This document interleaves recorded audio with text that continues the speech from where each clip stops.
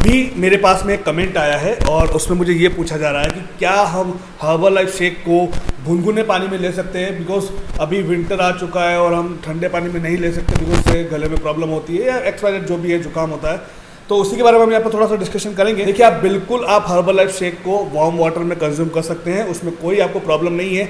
But आपको कुछ ऐसी चीज़ों का ध्यान रखना पड़ेगा और आपको शेक कैसे बनाना है वो भी मैं आपको थोड़ा यहाँ पर गाइड कर लूँगा।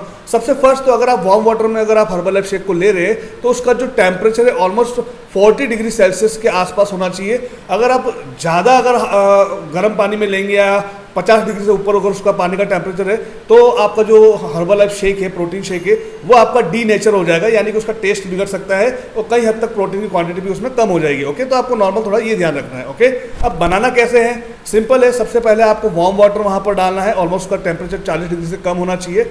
और दूसरा फिर उसके बाद में आपको फार्मूला 1 का 3 scoop, personal protein powder 1 scoop और शेक में 2 स्कूप, या फिर आपके जो भी आपके कोच ने आपको जो रेशियो बताया है वो आपको वहाँ पर डालना है। उसको अच्छे से आपको ब्लेंडर में या फिर आपको शेकर के अंदर उसको अच्छे से मिक्स कर लेना है। उसका जो मिक्सअप है वो बहुत अच्छा होना चाहिए। ध्यान रखिए उसमें गिठाने नहीं होनी चाहिए। तो ये आपका शेक आपका बनके तैयार हो जाएगा।